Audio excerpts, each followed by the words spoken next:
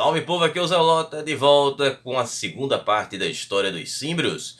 Neste vídeo nós vamos ver como foi a invasão dos Cimbrios lá no norte da Itália. Também veremos a Batalha de Varsella em 101 a.C. E por último vamos ver o que aconteceu com os Cimbrios depois dessa grande batalha. Mas antes de eu começar a contar essa história para vocês, sempre peço a vocês que dão apoio no like, compartilhem com quem gosta desse tipo de conteúdo, quem gosta de se aprofundar mais nos temas de história. Vocês que são novos aqui, sejam muito bem-vindos. Eu trago muito conteúdo de antiguidade, Idade Média, então são várias civilizações, reinos, impérios e muitos personagens que vocês podem conferir lá na minha videoteca. Me sigam nas minhas redes sociais, os links estão aí embaixo na descrição, para que vocês fiquem sabendo sempre que os vídeos são postados, porque o YouTube não está mandando as notificações para vocês. Então quem já é inscrito no canal, dá uma verificada aí se a sineta está ali ativada. Quem quiser também contribuir com o canal, vocês podem fazer parte do Acampamento Zelota, que lá a nossa comunidade, nossa área de membros, onde eu posto vídeos exclusivos que são continuidade dos vídeos que eu faço aqui no canal. Se você não quiser se comprometer a pagar mensalmente, que é um valor bem simbólico, você pode mandar um aplauso que está embaixo da tela, beleza? Vídeos todas as quartas às 20 horas, sempre com metodologia nada ortodoxa, com muitas imagens, muito conteúdo, sem enrolação, direto para a história dos Cimbrios na Itália. Bom, os Cimbrios começaram a viajar para o norte da Itália. Vocês viram no vídeo anterior o período migratório deles na Gália. Quem não viu o vídeo anterior, vai lá, depois volta para cá, beleza? E aí os Cimbrios viajaram em meio ao inverno, então uma viagem difícil, no meio dos Alpes. Então eles seguiram ali com gado, com mulheres, com crianças, os pertences que eles tinham. E aí eles foram viajando, muito vento, passando pelos Alpes até chegar à primavera. E aí quando chega a primavera, no ano de 102 a.C., os Cimbrios desceram para o norte da Itália. E lá eles chegaram no vale do rio Adige, onde eles não encontraram nenhuma oposição romana. E aí eles continuaram ali seguindo o seu caminho, até pegarem a passagem pelas montanhas e chegarem na região de Tridentum, que hoje é a comuna de Trento, lá na Itália. Um lugar belíssimo, onde joga a nossa musa do vôlei feminino, Rosa Maria. Bom, dando sequência, havia uma ponte nessa cidade, nessa região, e essa ponte foi bloqueada pelos romanos. Eles fortificaram ali as duas extremidades da ponte, o que impedia a passagem dos Cimbrios. Então o exército romano estava lá esperando e sendo comandado pelo procônsul Quinto Lutácio Cátulo. Esse cara que comandou o exército nesta batalha. E aí os Cimbrios tentaram represar o riacho, para tentar mudar o fluxo da água. E aí o que é que eles fizeram? Eles, para inundar, começaram a arremessar pedras, troncos de árvores e raízes. Imagina a brutalidade dos caras. E aí começou a estremecer a ponte. E os romanos também tremeram na base. Teve uma parte aí que correu, né, morrendo de medo, saíram aterrorizados. E quem ficou, né, que foram os centuriões, os caras mais corajosos, enfrentaram os Cimbrios. E aí teve essa batalha, e os que sobreviveram a essa batalha, como eles conquistaram o respeito dos Cimbrios, eles foram poupados, né? Porque eles ficaram para brigar. E aí o Cátulo também estremeceu na base, fugiu, né? Foi embora e montou um acampamento lá nas margens do rio Pó. Enquanto isso, os Cimbrios eles aproveitaram para saquear as ricas terras do norte da Itália e ficaram praticamente um ano por lá. Por isso, devido a isso, essa região norte da Itália tem uma certa influência dos Cimbrios também, cultural no caso. E aí chegamos na Batalha de Varsella em 101 a.C., mas claro, muita coisa aconteceu antes da batalha propriamente. No ano de 101 foi justamente quando Caio Mário, que já havia sido reeleito cônsul, né, foi 3 vezes seguidas, algo sem precedentes na história de Roma e também inconstitucional, unicamente para que ele enfrentasse essa ameaça dos Cimbrios. Ele vai se juntar ao o Cátulo para confrontar os símbrios. Então ele vai até o norte, lá no Rio Pó, e lá ele vai levar o seu exército. E aí você já vê a diferença entre os dois exércitos. O exército do Mário já era um exército formado pelos legionários, aquele exército profissional. Depois das reformas, conhecidas como reformas marianas, as reformas foram feitas no exército pelo Caio Mário. E eram homens que se voluntariaram para fazer parte do exército e seguiram uma carreira militar. No caso, eles entraram no exército para ficar. Já o exército de Cátulo era o exército tradicional romano, que era formado por milícias. E essas milícias tinham agricultores, eram pessoas comuns que só entravam no exército eventualmente para essas batalhas e depois seguiam para suas vidas normais como civis. Então você já percebe a diferença do exército profissional do Mário para o exército Cátulo, que era um exército ali praticamente realmente amador. E aí a diferença também é que o exército do Mário ele tinha uma grande quantidade de homens. Cada corte, né, que seria uma divisão dentro de uma centúria ou de uma legião, tinha 600 homens. Então já era uma formação diferente do convencional.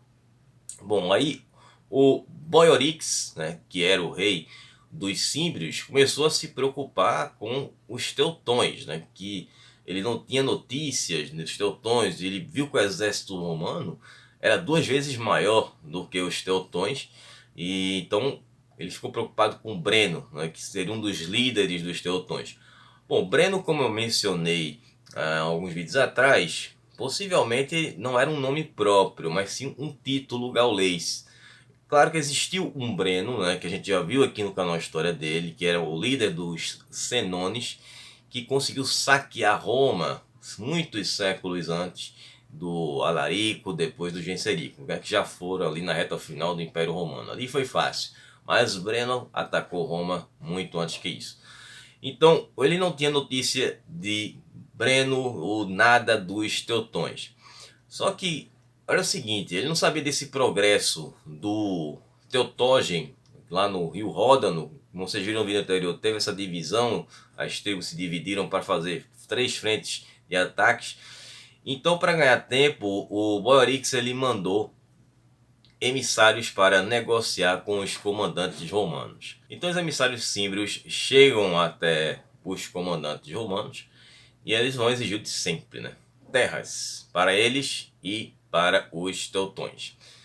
Só que os símbrios não sabiam que no ano anterior os teutões, em 102, haviam sido já derrotados pelos romanos. Não só os teutões, como os Ambrones, justamente pelo Caio Mário. E foi na batalha que aconteceu em Aquae Sesta, né, que tem aí no xizinho no mapa. Bom, aí tem o Mário, claro, com total segurança do que estava acontecendo, ele avisa para os emissários o seguinte. Na verdade, ele nem avisa, ele pega os prisioneiros teutões e mostra a ele os líderes teutões que ele já havia capturado, ele já havia derrotado.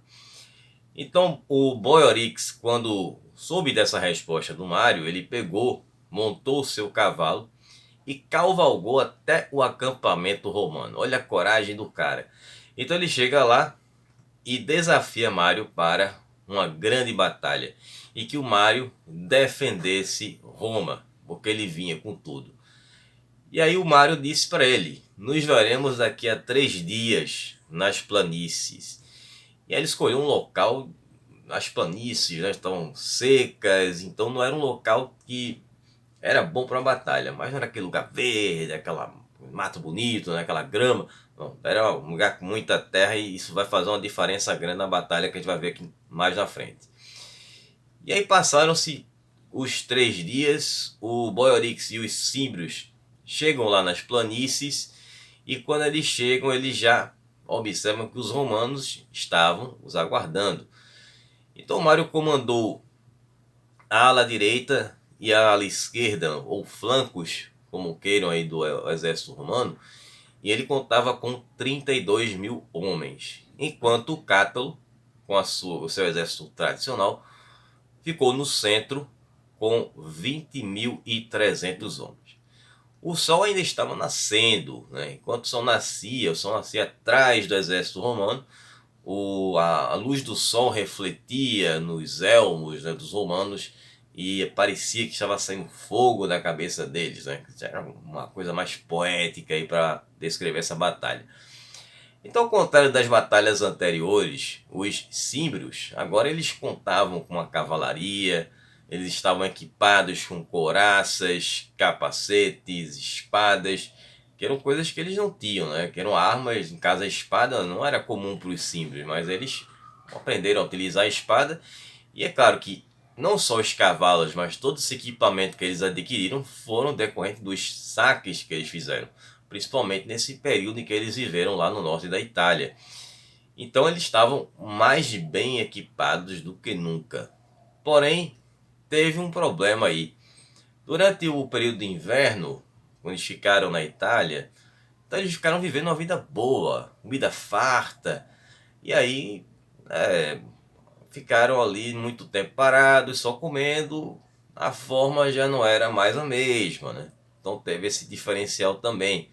Então eles não eram mais aqueles símbolos, né, que eram aqueles lobos famintos, e eles foram naquelas batalhas contra os romanos na Gália. E aí, quando começa a batalha, a infantaria dos símbrios ela avança com uma grande formação quadrada em direção à ala direita do exército romano que estava comandada ali, que era comandada pelo Mário. E aí a cavalaria símbria desviou do centro, ao invés de atacar o centro que estava o Cátulo, foi também para esse lado direito, né? E foi para cima dos romanos. Aí teve uma saraivada de trocas de dados de um lado para o outro, e a cavalaria dos símbrios recuou, fazendo os romanos pensarem que os bárbaros estavam em fuga. Aí os homens de Cátulo, né, totalmente inexperientes em batalha, correram atrás dessa cavalaria dos símbrios. Nós acabaram sendo enganados. E aí eles tomaram a frente dos flancos que eram comandados pelo Mário. E o Mário ficou segurando os homens dele. Bom, então quando os homens do Cátulo correram atrás da cavalaria dos símbrios, deixaram o flanco direito do exército romano exposto. E aí foi quando surgiu a infantaria dos símbrios. E aí, percebendo aquela movimentação bastante perigosa, foi que o Mário entrou em ação. Ele ordenou que seus homens avançassem. Então, como eu mencionei anteriormente, a planície estava seca. Então, com aquela grande movimentação, homens, cavalos, a poeira começou a subir, uma grande nuvem de poeira. E aí também, com essa nuvem de poeira, veio um vento.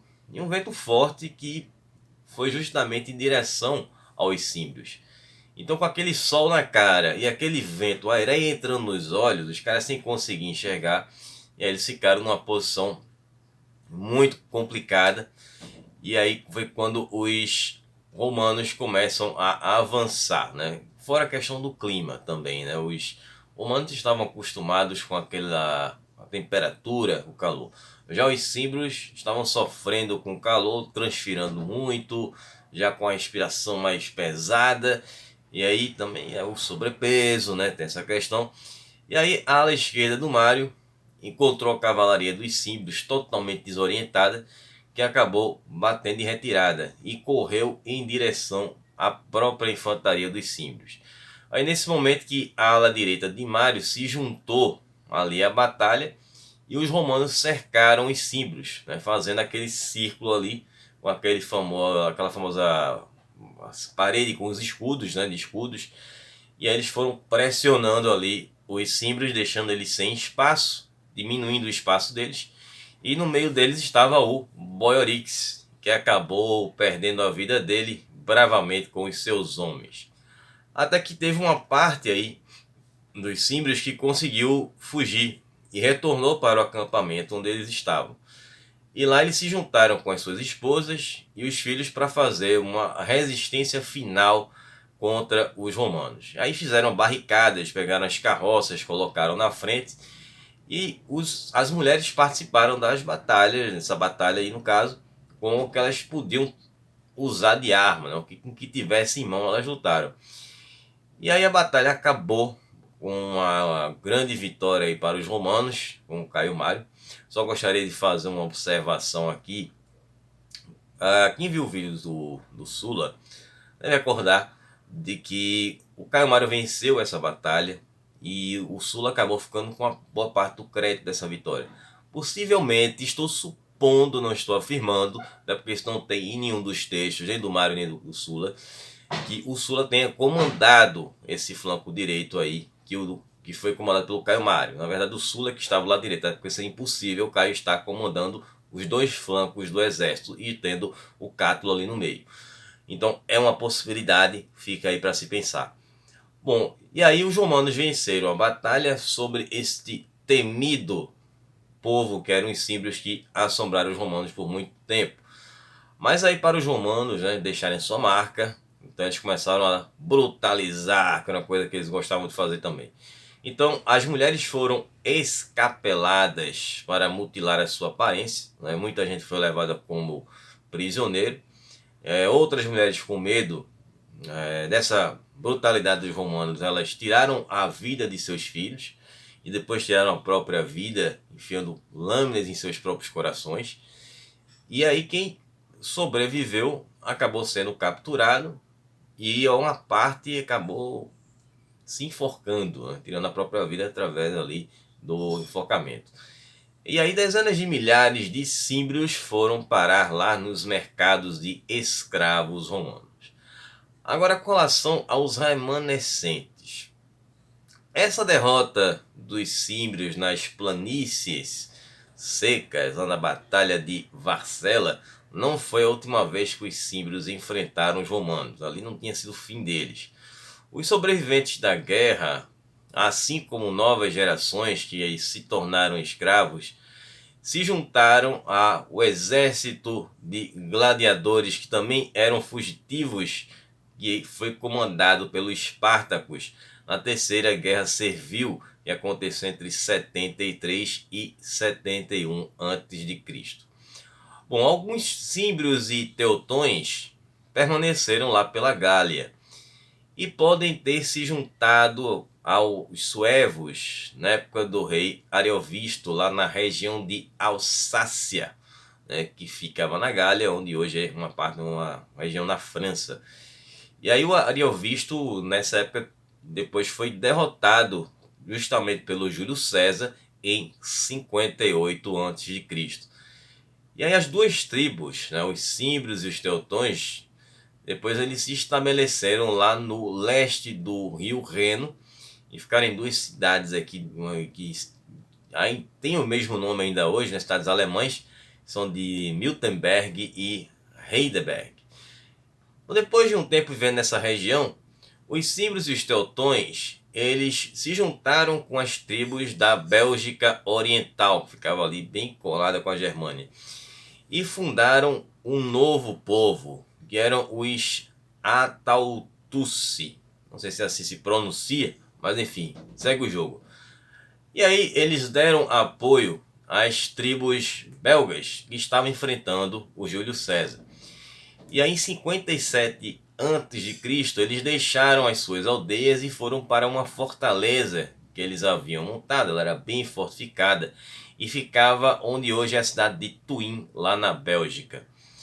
E aí o César fez um cerco nessa fortaleza, fez a terraplanagem, aquelas estratégias que ele fez, levou ele a ganhar muitas batalhas na Gália. Fez a terraplanagem e levantou uma enorme torre de cerco. E aí os Adoatsi, eles se renderam, disseram que entregariam suas armas em troca de que a sua cidade fosse poupada da destruição. Mas na verdade aquilo foi só um blefe. Eles tinham um arsenal secreto e à noite eles pegaram as armas que estavam nesse arsenal e atacaram o acampamento romano. Então os Aduatuci, eita nome difícil, sofreram grandes baixas durante essa batalha e recuaram para a fortaleza, que depois foi destruída pelo Júlio César e toda a população foi escravizada. Mas ainda tinha outros símbrios. Esses aí foram os que permaneceram lá na Jutlândia, na sua terra natal, onde hoje é Dinamarca. E no ano 5 depois de Cristo, na época do Tibério, antes do Tibério ser imperador, né, quando ele estava participando de campanhas com o exército romano, ele tinha feito uma campanha de pacificação com os povos germânicos. Então, foi uma campanha de pacificação que parte dessa campanha foi feita de forma diplomática e outra parte também na base da força. E aí ele acabou tendo até uma boa relação com os símbrios, né, nessa época, e recebeu ali um prêmio, um presente, né, dos símbrios, foi um caldeirão sagrado com sinal de amizade. Bom, depois de tantos combates entre símbrios e os romanos, chegaram ali a um entendimento. Mas claro que tem que pagar alguma coisa para os romanos, é aquela coisa de sempre. Bom, espero que vocês tenham gostado, que vocês tenham entendido. Estaremos voltando na próxima semana. Agora vamos ver Oriente, né? Já que a gente viu muita coisa de... Ficamos muito tempo aqui no território romano, né? Já vimos aí o Caio Mário, o Sula na sequência, agora os símbolos em 2 vídeos. Então eu vou dar uma olhada aqui nas opções, que não são poucas. Ver alguma coisa ali da Europa Oriental, aí eu vou colocar lá na enquete na sexta-feira, beleza? Para quem faz parte do acampamento Zelota, vou estar postando um vídeo que já está lá à disposição de vocês, que é sobre o legado dos símbrios. Então vou ficar por aqui. Um abraço, Zelota. Até semana que vem. Falou, pessoal.